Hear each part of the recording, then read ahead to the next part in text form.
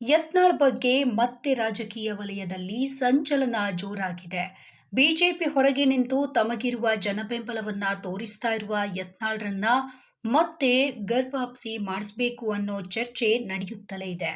ಇದರ ನಡುವೆ ಕತ್ತಿ ಕುಟುಂಬದ ಪುಸ್ತಕ ಬಿಡುಗಡೆ ಕಾರ್ಯಕ್ರಮದಲ್ಲಿ ಯತ್ನಾಳ್ ಹಾಜರಾಗಿದ್ದು, ಬೆಂಬಲಿಗರ ಜೋಶ್ ನೋಡಿದ್ರೆ ಅವರ ಕ್ರೇಜ್ ಹೆಚ್ಚಾಗ್ತಾ ಇದೆ ಅನ್ನೋದು ಸ್ಪಷ್ಟವಾಗ್ತಿದೆ. ಬಿಜೆಪಿ ನಾಯಕ ರಮೇಶ್ ಕತ್ತಿ ತುಂಬಿದ ಸಭೆಯಲ್ಲಿ ಹಿರಿಯ ಶಾಸಕ ಬಸನಗೌಡ ಪಾಟೀಲ್ ಯತ್ನಾಳ್ಗೆ ಬಹಿರಂಗ ಮನವಿ ಮಾಡಿದ್ದಾರೆ. ಬಿಜೆಪಿಗೆ ನಿಮ್ಮಂತಹ ನಾಯಕರು ಬೇಕು ಎಂದು ಬೆಳಗಾವಿ ಭಾಗದ ಪ್ರಭಾವಿ ನಾಯಕ ರಮೇಶ್ ಕತ್ತಿ ಹೇಳಿದ್ದಾರೆ. ಇದರಿಂದ ಯತ್ನಾಳ್ ವಾಪಸ್ ಸುದ್ದಿ ಮತ್ತೆ ಮುನ್ನೆಲೆಗೆ ಬಂದಿದೆ. ಯತ್ನಾಳ್ ಸುಮ್ಮನೆ ಕೈಜೋಡಿಸಿ ಬಿಜೆಪಿ ಸೇರುವವರಲ್ಲ.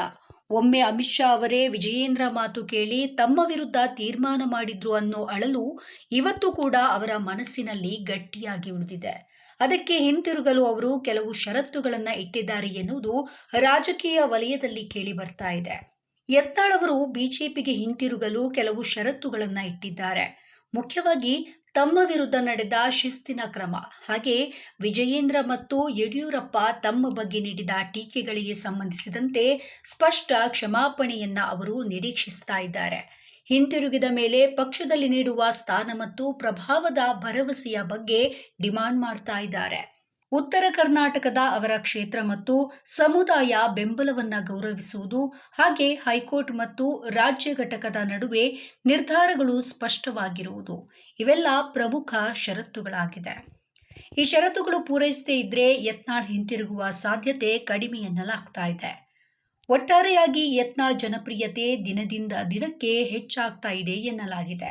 ಬೆಳಗಾವಿ ಜಿಲ್ಲೆಯ ಹುಕ್ಕೇರಿ ತಾಲೂಕಿನ ಬೆಲ್ಲದ ಬಾಗೇವಾಡಿಯಲ್ಲಿ ದಿವಂಗತ ಉಮೇಶ್ ಕತ್ತಿ ಗ್ರಂಥ ಲೋಕಾರ್ಪಣೆ ಕಾರ್ಯಕ್ರಮದಲ್ಲಿ ಯತ್ನಾಳ್ ಮೇಲೆ ಜನರು ತೋರಿದಂತಹ ಉತ್ಸಾಹ, ಘೋಷಣೆಗಳು, ಹರ್ಷೋದ್ಗಾರಗಳು ಒಟ್ಟಾರೆ ಯತ್ನಾಳ್ ಜನಪ್ರಿಯತೆಯ ಬಗ್ಗೆ ಕ್ಲಿಯರ್ ಆಗಿ, ಸಿಂಪಲ್ ಆಗಿ ಕೊಡ್ತಾ ಇದೆ.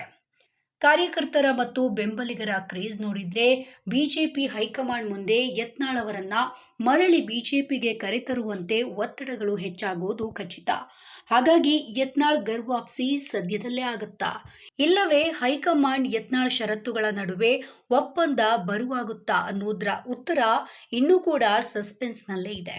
ರಾಜಕೀಯವಾಗಿ ನೋಡಿದ್ರೆ ಬಿಜೆಪಿ ಯತ್ನಾಳ್ ಅವರನ್ನ ಹೊರಹಾಕಿದ್ರಿಂದ ಉತ್ತರ ಕರ್ನಾಟಕದ ಲಿಂಗಾಯತ ಸಮುದಾಯದ ಅಸಮಾಧಾನ ಹೆಚ್ಚಾಗಿದೆ ಎಂಬ ಅಂದಾಜು ಪಕ್ಷದೊಳಗೆ ಇದೆ. ಇದೇ ಕಾರಣದಿಂದ ಹೈಕಮಾಂಡ್ಗೂ ಕೂಡ ಅವರನ್ನ ಮರಳಿ ಸೇರಿಸಿಕೊಳ್ಳುವ ಒತ್ತಡ ಹೆಚ್ಚುತ್ತಿದೆ. ಇನ್ನೊಂದೆಡೆ ಯತ್ನಾಳ್ ಹೊಸ ಹಿಂದೂ ಪಕ್ಷ ಆರಂಭಿಸುವುದರ ಬಗ್ಗೆ ನೀಡಿದ ಹೇಳಿಕೆ ಕೂಡ ಬಿಜೆಪಿ ತಲೆನೋವಿಗೆ ಕಾರಣವಾಗಿದೆ. ಅವರು ನಿಜವಾಗಿಯೂ ಹೊಸ ಪಕ್ಷ ಶುರು ಮಾಡಿದ್ರೆ ಅದು ಬಿಜೆಪಿ ಮತ ಬ್ಯಾಂಕ್ಗೆ ಹೊಡೆತ ನೀಡುವ ಸಾಧ್ಯತೆ ಇದೆ. ಹೀಗಾಗಿ ಯತ್ನಾಳ್ರ ಗರ್ವಾಪ್ಸಿ ಸಾಧ್ಯತೆ ದಿನದಿಂದ ದಿನಕ್ಕೆ ಬಲವಾಗ್ತಾ ಇದೆ. ಆದರೆ ಅಂತಿಮ ನಿರ್ಧಾರ ಹೈಕಮಾಂಡ್ ಕೈಯಲ್ಲಿದೆ. ಯತ್ನಾಳ್ ಇಟ್ಟಿರುವಂತಹ ಷರತ್ತುಗಳು ಮತ್ತು ಪಕ್ಷದೊಳಗಿನ ಬಿಕ್ಕಟ್ಟುಗಳು ಬಗೆಹರಿದ್ರೆ ಅವರು ಮರಳಿ ಸೇರುವ ಸಾಧ್ಯತೆ ಇದೆ. ಇಲ್ಲವಾದರೆ ತಮ್ಮದೇ ದಾರಿಯಲ್ಲಿ ಹೊಸ ರಾಜಕೀಯ ಪ್ರಯೋಗಕ್ಕೂ ಕೂಡ ಅವರು ಹೆಜ್ಜೆ ಹಾಕಬಹುದು.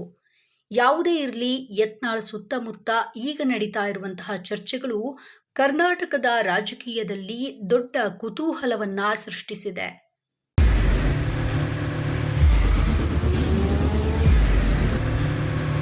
ಪ್ರಜಾಮಾರ್ಗ ನ್ಯೂಸ್, ಇದು ಜನಸಾಮಾನ್ಯರ ಧ್ವನಿ.